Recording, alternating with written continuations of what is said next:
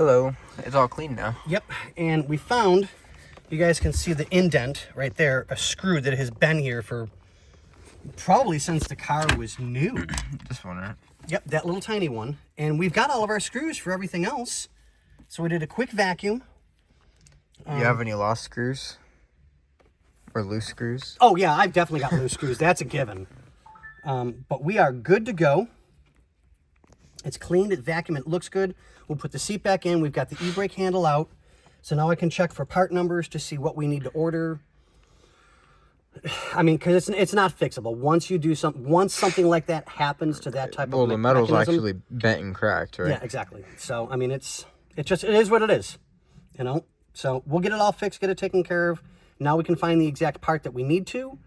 Out of that, we're good to go. I'm gonna put the seat back in, and we're on to the next project for the car.